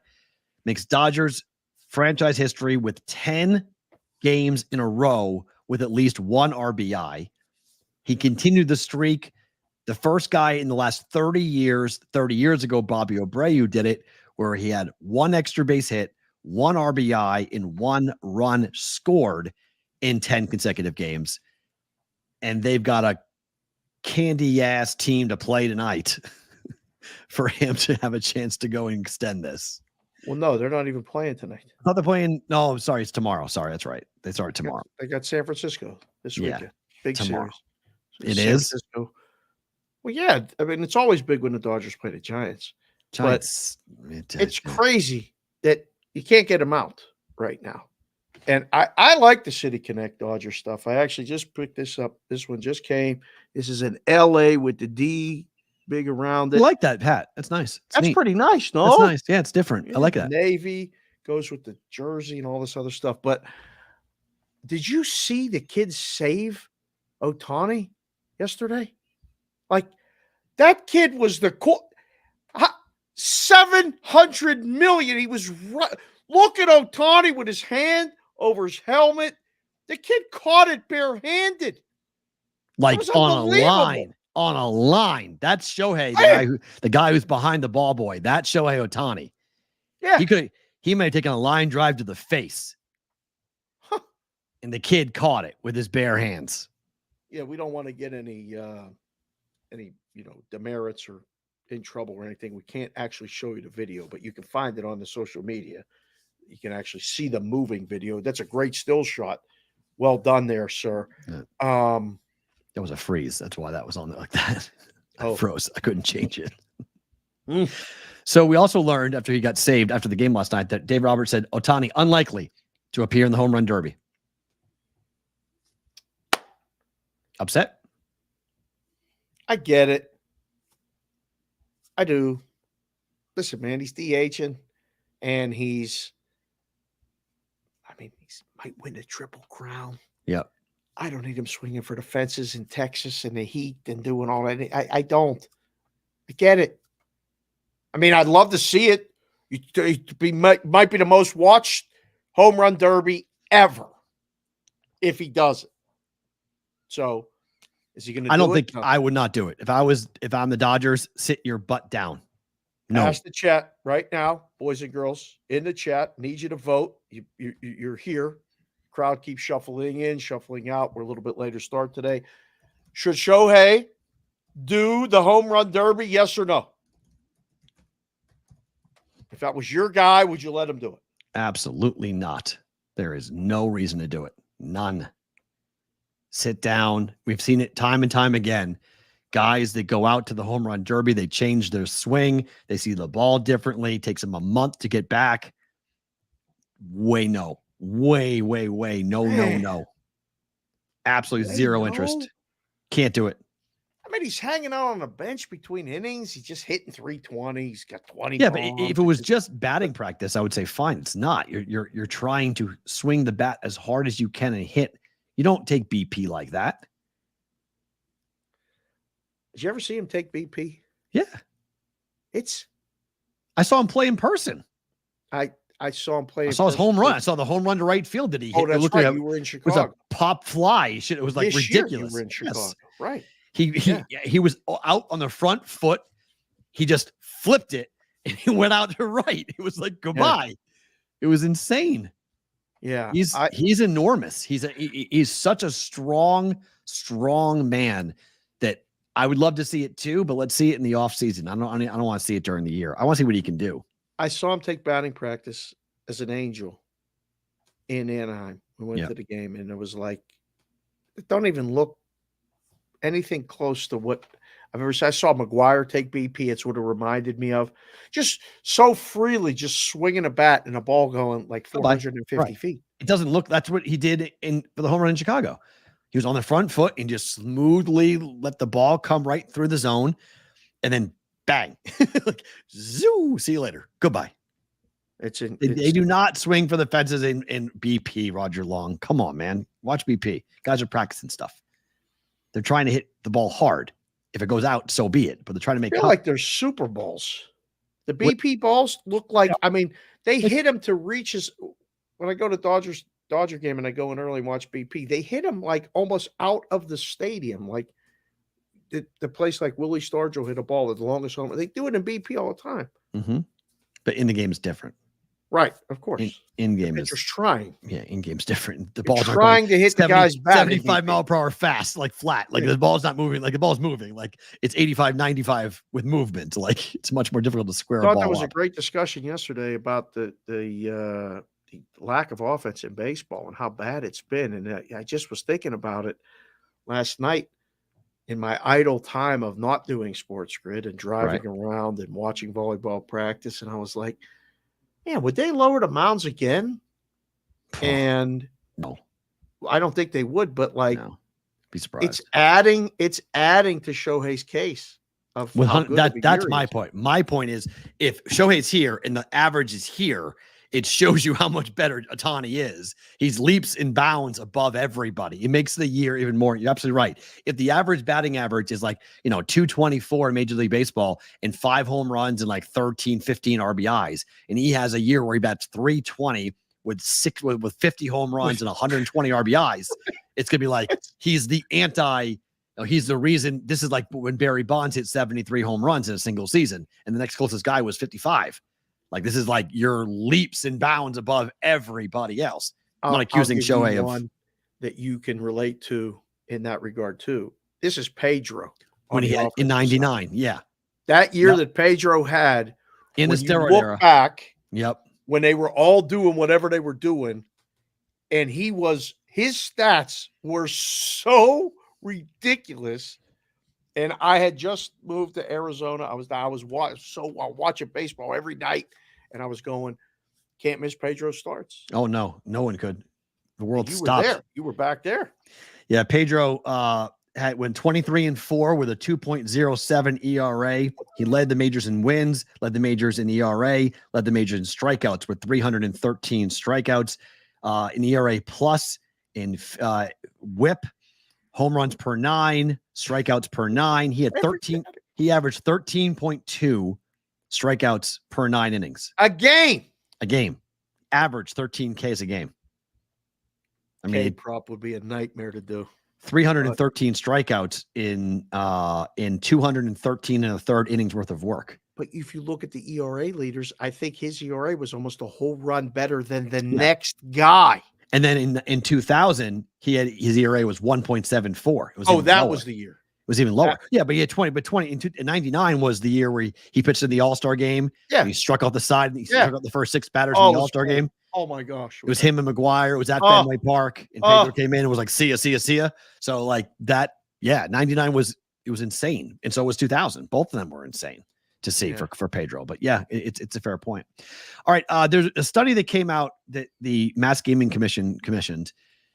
This is right where you have talked about, Dave, and this is coming from the Earnings and More newsletter that came out this morning about one of the things that was pulled out of this. This is coming down to bonusing, okay? This is interesting. With regard to inducements, the most common approaches internationally were requiring that inducements provide information on terms and conditions, not create a sense of urgency, be below a specific maximum value, and be restricted to customers opening an account. Emerging inducement requirements included not offering incentives to individuals displaying gambling harm and restrictions on incentives to patrons to win patrons back from other gambling operators. This is being picked up by Mass and being implemented by Massachusetts. We've talked a lot about the advertising. Is bonusing going to be made illegal? I don't know who's watching this show. I know some people who are watching. We know the Mass Gaming Commission's watching this show. Okay. Hello. We know they are. We're very happy that you are, and we appreciate that you are, and we would definitely like to talk to you more. But if it was up to me, the bonusing would have never happened. Oh. It's not. No. Well, why do I need to give you a bonus? I'll give you a reason to come into my store. Okay. But I can't just create free currency out of the flash my fingers and here you go. Here's the dime. But he's not happy with you. Oh, believe me. Not happy with you. You can't pull this back. You can't put the genie back in the bottle. This is what the people like. This is but they're going to try, though, Dave. They're going to try. They should. I mean, I was really pretty surprised reading this morning. I was like, oh, okay, this is different. We're going to try to kind of claw this back where the public is really invested in having these things be available to them. Now it's like, maybe we're not. Maybe we're not going to allow this to happen. Shouldn't allow it in the beginning. They didn't ask. I'm at Sports BK Consig. You're at Sports Talk Matt. The show's at Boston versus the Book. You can DM us. You can email the show, askthebvb@gmail.com. If you want to be, we're not getting to the stinger yet, but brigadeproxy@gmail.com. We're available. We'll talk to you. Come on the show. Well, I've been saying this since the beginning. When I went to West Virginia, I was like, wait a second, how are we going to get customers? Oh, well, everyone else is giving money away. I said, we're not doing that. Well, how are we going to get customers? How are we going to compete? We're going to book the games. Right. Like, we're going to book the games. I don't want to have to do that because that business, I told this story many times. I learned about this when I was down in Curacao. And everybody around us was doing this. Mm-hmm. And they're like, well, we got to do this. We did a referral bonus, right? We did a referral bonus. Okay. If you referred a friend, you got money in your account. And one day, the entire city of Grand Rapids, Michigan, opened up an account. By the 8th guy, because we were giving every guy that deposited a nickel, his friend got 100. Well, I don't know if they were cousins. Or they said they were cousins, or they were friends, or they were good friends. By the 8th guy, I said, unfortunately, it's your unlucky day. He's like, what do you mean? I said, you don't get a bonus. And like Rami, I was one of the name. Rami don't get the bonus either. And he's like, what do you mean?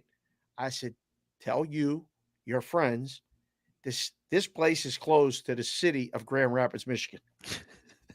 I ain't taking no more customers from Grand Rapids, Michigan. Sorry. I'll give you another book you could call. And they were like, what are you doing? You know, the guys that I worked with. I said, they're abusing the bonuses. Yep. And it's coming up the football season.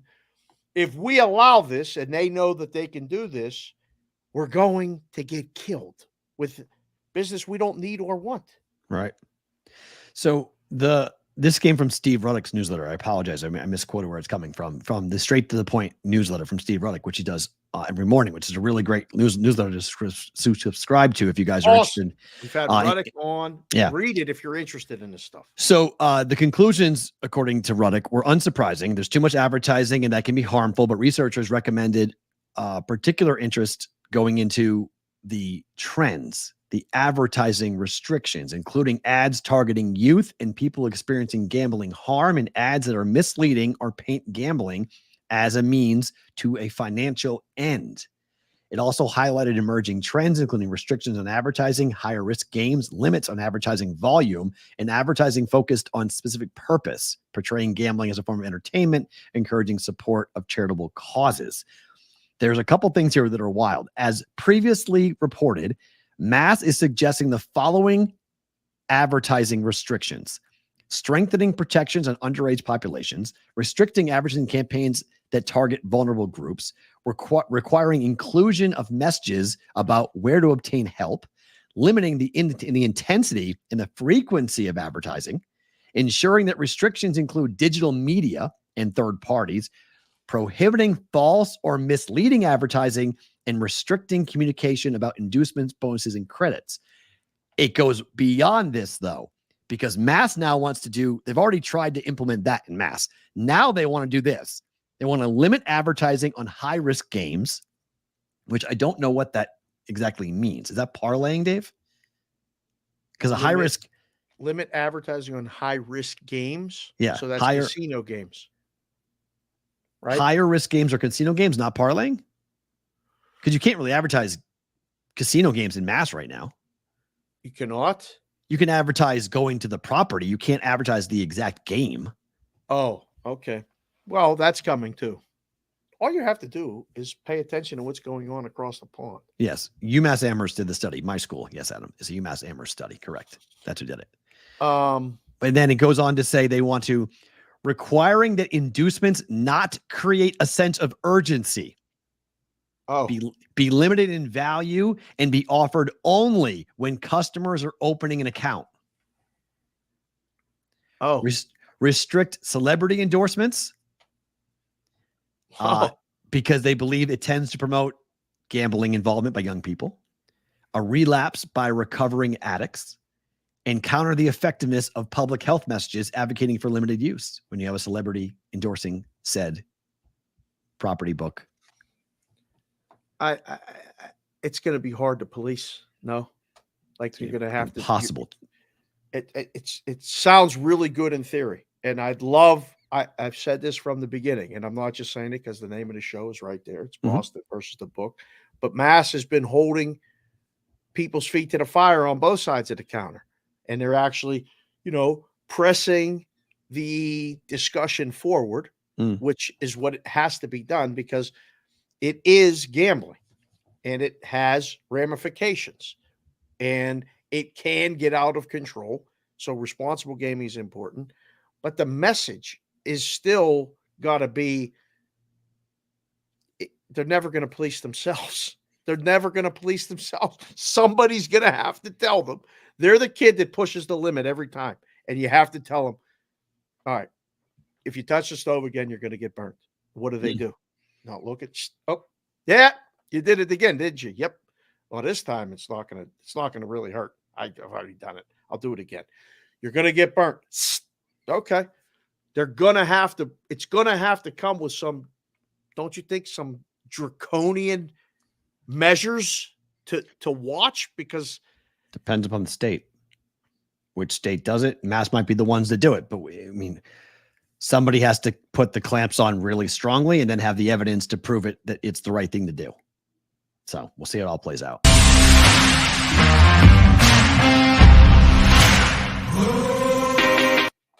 That one was loud today. The Brigade Jump scare NFL story of the day for you guys.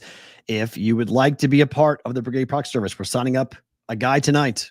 If you're in town, you are going to be down there. We'll sign you up tonight. We'll be at Circa tonight. That's right. Text us 702-570-8255 or go to our website, thebvbshow.com to jump on in. Send us an email to be a part of it. Coming this year, NFL Pick'em and Survivor contest available. And then the Westgate will start here in about a week and a half. You can be a part of that here in Las Vegas. This is really an interesting tweet, Dave.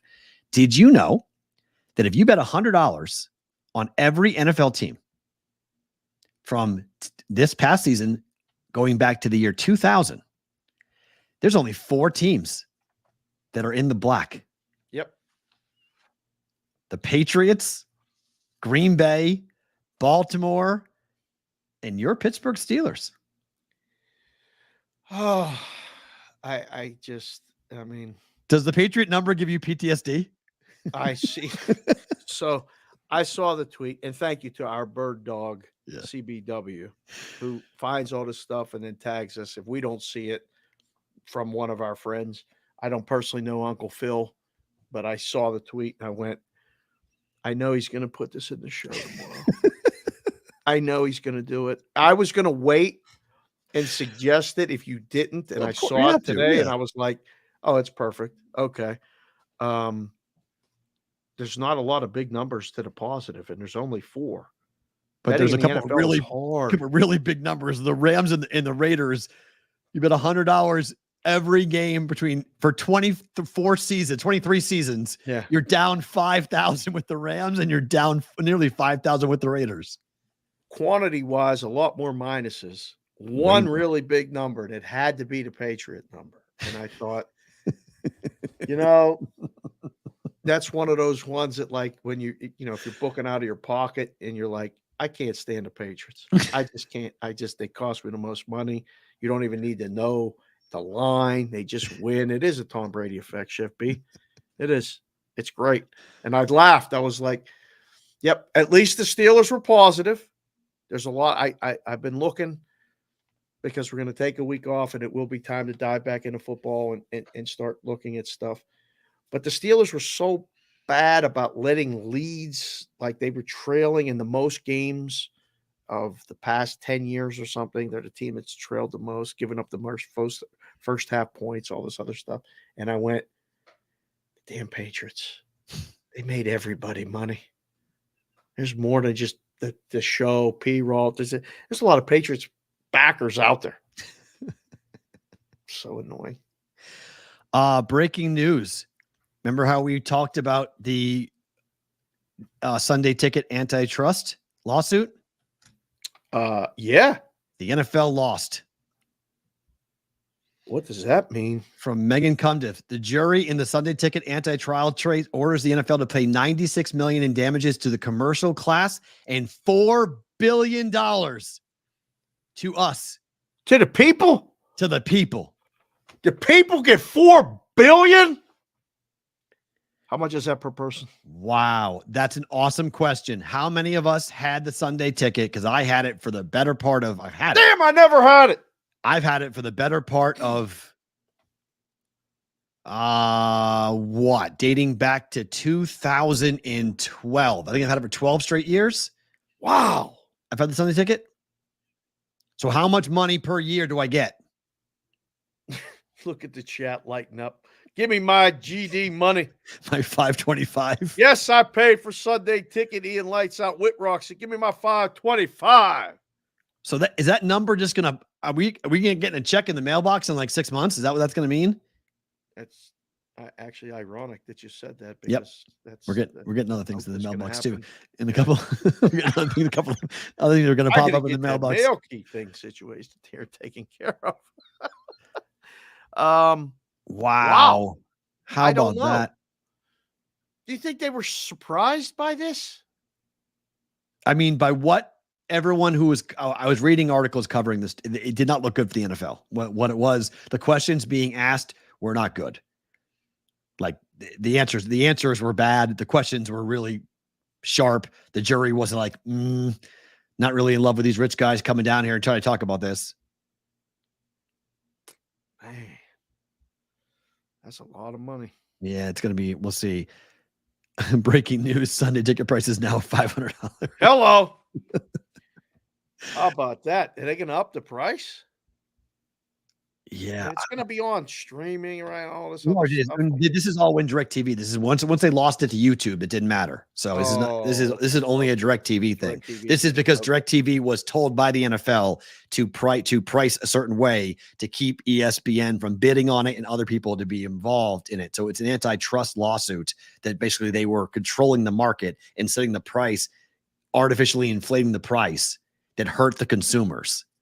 So that's what the NFL basically they're being accused of orchestrating a monopoly that then injured the public who are paying. That's the $4 billion.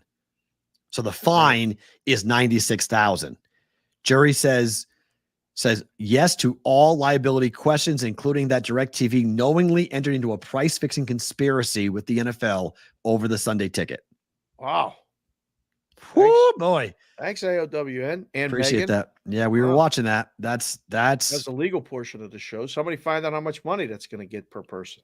It's a great question. As we said before, I wouldn't be looking to spend it more than like a lunch somewhere. It's not going to be a lot of money once it's watered down. Off the strip if you're coming to Vegas. Lunch off the strip. Let's see. Expensive down there, boys. It was a $21 billion lawsuit, by the way. They could have got hit with $21 billion. They awarded $4 billion, so it could have been worse. Because a story just came out from Front Office Sports about NFL explored killing Sunday ticket in favor of mass cable distribution. Oh.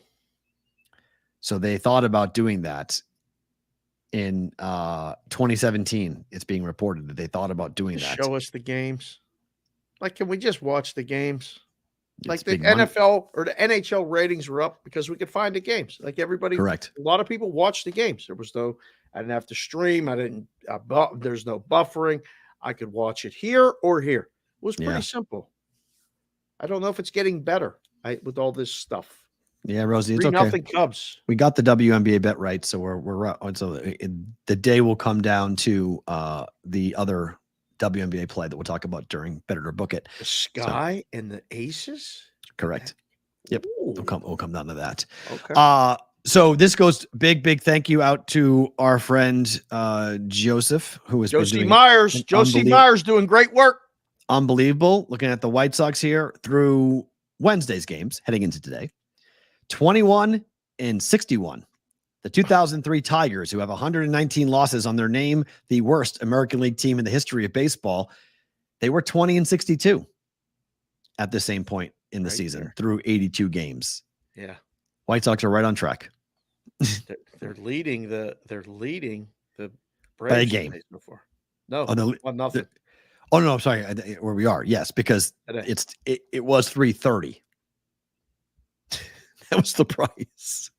That's what that game closed? So I would bet the Braves right now. Right now, in game. The Braves are losing. Bet the Braves right now. While you're watching the game, while you're watching us live or listening to the show, there's an in-game play for you. Let's see what the line is.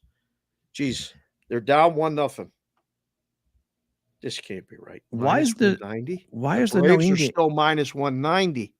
It's really weird. I don't on DraftKings. I don't have a price for this. I've got the Twins and Diamondbacks. It's 7-0 Twins, and the Cubs and the Giants. It's 3-0 Cubs. But I don't have an in-game price for that game. Minus 160. Now it's minus 140. Okay. I wonder why that is. That's interesting. They got 2 outs. Oh, we'll let them get out of this inning. Wait till the White Sox are batting. If the Braves don't score here, you'll be able to get them at minus 120. How about that? Yeah, bet them live. They're minus 140. There you go. There's a play. Okay. Oh, thank you, DeJuice. Minus 145. DeJuice is always here. I mean, we gotta give credit to the people. We're gonna miss you guys next week. No shows next week. We'll go back and listen to some classic shows and watch some classic interviews. All those are up. Let me decompress. Yeah, I mean, we gotta let the people relax a little bit. I haven't had a drink of alcohol in 40 days. Is that bad? No, alcohol is poison, but I want to drink. I'm looking forward to being on the beach and drinking. That's what I'm doing for a week. Beach and drinking. You'll be doing some other things too. Come on. Sure. Yeah, a lot of other things, but talk about that in bonus time. In the Guardians and the Royals today. I'm hanging out with your family. I don't know what you were talking about. Eating crabs and stuff. Sure, right. Lost. Sure, right. Yeah, sure. Exactly. That's what's going on. All right. Who wins this? Like the Guardians today on the road? Royals leaking oil? Yeah. Yeah. I how I feel about the Guardians right now.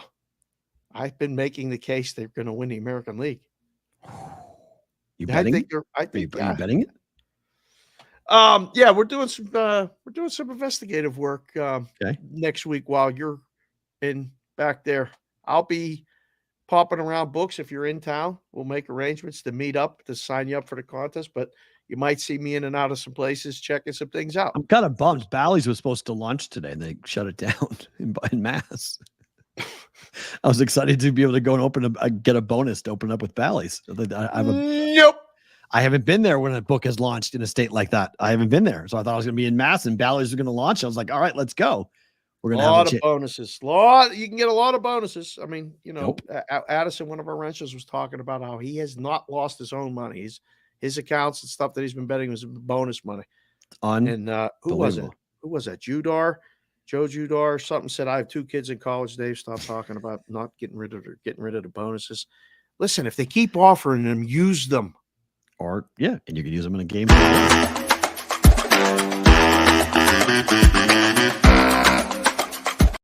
Were you saying something? It scared me. Oh, I don't even know what it was saying. We got to get it in before we let go of Sports Grid. Yes, get it in. Aces minus 10. Lay it. Crushing. They're going to crush Chicago today. Chicago's bad. Chicago's not good. Aces are right back to where they were. Aces are back? Yeah, they're back. With Chelsea Gray, they're back. Road? They're back. They win this game by 20, I think. They're going to kill them. Oh, man. I am a book guy. I'm taking a home dog. Home dog that's outmatched in every position. They're mad. They are mad. That Aces team is ticked off. They lost 4 games at home. They lost 4 games. Chicago, oh boy. Yeah, they're going to get worked today. Dog and under. We're already 1-0. Under. Well, the under is not a decent play because the question is how many points is Chicago going to score? Correct. Vegas is scoring 90. So how many points is Chicago scoring? So? Yes, Vegas is scoring 90. Yeah. What a total's 152. Yeah. Or no. Well, yeah, 152. Wow. Yeah. So ever since Vegas has been back, that's 90 to 60. That's a blowout. With Chelsea Gray on the floor, they're 2-0 ATS, 2-0 straight up. Oh, I'm sorry. The total's 173. I had the wrong game. Oh, okay. Yeah, that makes it still bet the way over. Holy crap. This moved 7 points from the opener. Because Vegas is going to score a ton of points.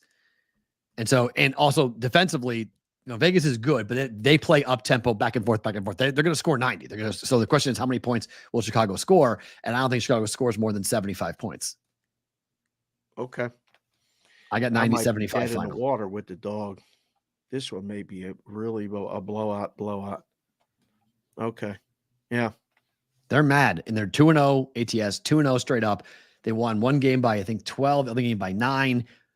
And Chelsea Gray coming back, they're just going to get better and better and better. I think the whole league's going to be on notice for Vegas. Like, they are an angry bunch that they got beat and they got questioned by everybody. Are they any good? What happened to Vegas? Two-time champs. They got their mojo back and their point guard back. By the way, the Twins are up 8-0 on the Diamondbacks. It's the third inning. Diamondbacks suck. Whew, not good right now. Not good at all. Is that your only bet? Well, the other two, I've got the Giants money line, and I hit the over already. So I'm probably going to go 1-1, and my night will ride on the Aces laying 10 tonight. But yes, that's my only place for tonight. I got, it's the chalkiest of chalks, but like Miami or the Phillies are going to destroy the Marlins. Yeah, looked at it. The night might win by 1. Hold on. Hold that game in bonus time. SiriusXM Sports Grid, thank you for being here. We appreciate it. Roll Call Friday tomorrow. Final show for a little while as we go on break, so you're going to want to be here. If you guys are live, don't move. Bonus time now.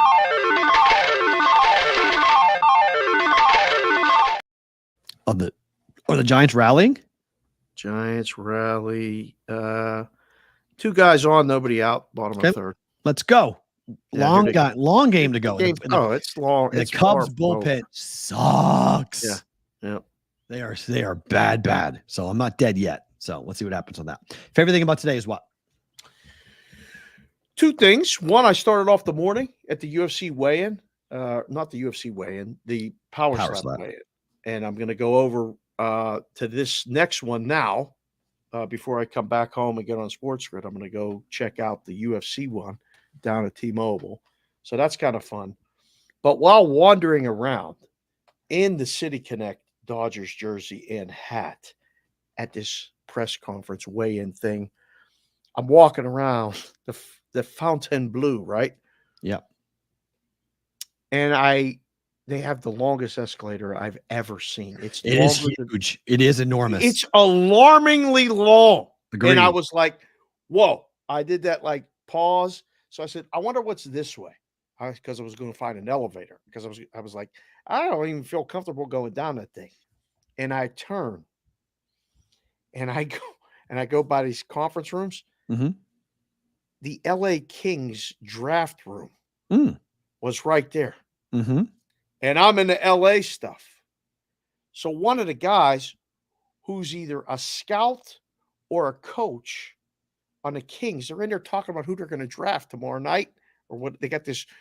I looked in and they got this board up, and names and all this other stuff. And I'm like, this is wild. I'd never been in a draft room or whatever. So I'm standing outside and one of the coaches comes out and he's in his Kings t-shirt and shorts. And he's like, did you take a picture? And I said, well, no. He goes, why don't you take a picture? Blakey's in there. Go in and see everybody. And I'm like, I don't know. He's like, no, you can. I said, are you sure? He's like, it's no problem. I said, well, I live here. I just, you guys enjoying Vegas. It's like, we went to Top Golf last night. Otherwise, we haven't left the hotel. Fair. And I said, when are you guys leaving? He said, after the draft Saturday night, some of the guys are staying Saturday into Sunday. They're leaving Sunday morning. I'm like, well, next week after the Kings, after the draft, like down the road in the summer, would you ever want to come on a show, talk about it and all this other stuff? It was everywhere I'm going, I'm talking about the show. Why not? And he goes, what do you guys talk about? I said, sports. You got a baseball jersey on, you baseball guy? I'm like, kind of everything. But I said, baseball and the hockey's really good. So made a contact out of nowhere, wandering around because I didn't want to go down that 3-story escalator. I walked into the LA Kings draft room and kind of made a contact that we might be, able to use or have come on the show. You never know. So if you guys are watching the show in between lunch draft sessions or whatever, I don't think I'll see you tonight at the Sphere, but depending on how tomorrow goes, I may try to sneak in there and say hello. That's my favorite thing about today. Very cool. For those of you guys who are curious, Jonathan Mogbo, the guy from San Francisco, who I didn't know much about, the center, went 31st overall. Kyle Filipowski at Duke wound up going to the Jazz. Good fit there. Tyler Smith went to the Bucks from the G League, playing here in Vegas. Tyler Kolek of Marquette goes to Portland. And Jonathan Furphy from Kansas winds up going to the Spurs. So those are your top 5 picks in the second round. Bronny James has not been picked as of yet. My favorite thing about today is the fact that Baylor Scheierman is a Celtic, and he's going to be introduced as a Celtic. And why? Why what? Why? Why what?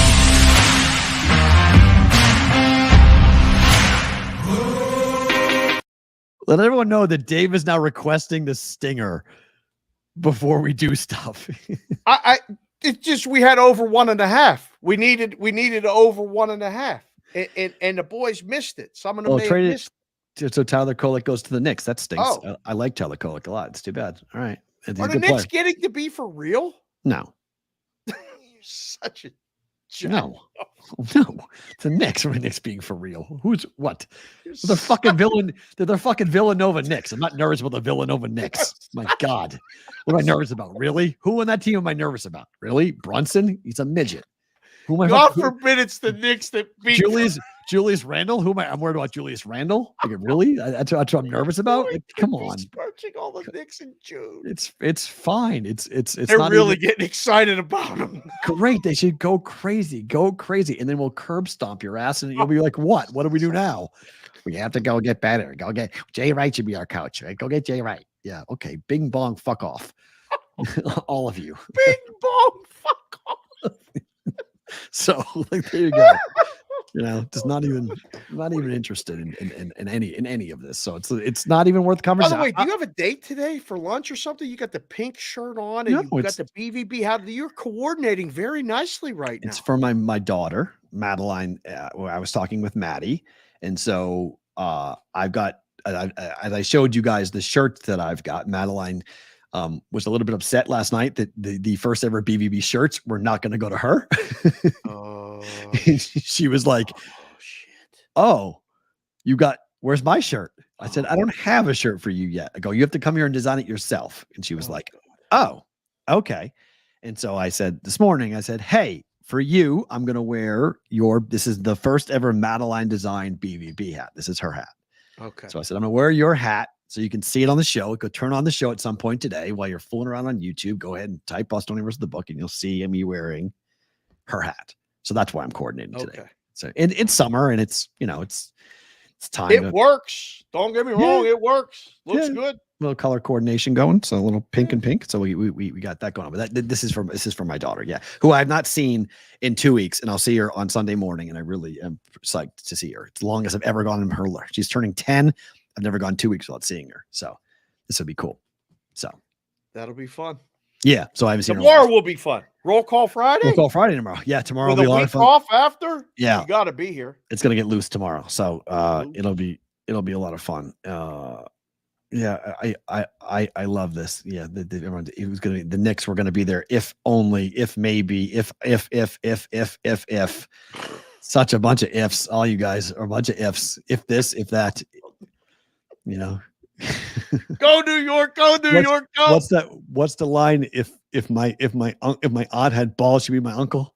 So like, if and buts for candy and nuts, we'd have a hell of a party. Yeah, it's all just. We have T-shirts now. Not really. But we have a way of making T-shirts now. We do. We got it. We're going to hone that, and then we're going to do a couple, and then we'll put them out to. We'll put them out to the world and see who wants them, if we can do them, and all this. That's why go to the Discord channel. When you guys are on our Discord channel, going to thebvbshow.com, click on the link right to our Discord channel, and you guys can see some of the stuff on there that we put, like T-shirts, like examples of T-shirts and things that we're going to start to have out there, and things we're going to do. So Roll Call Friday is tomorrow. Hope to see each and every one of you with us. We'll give you a shout out on the show. He's Dave. I'm Matt. Back tomorrow for RCF.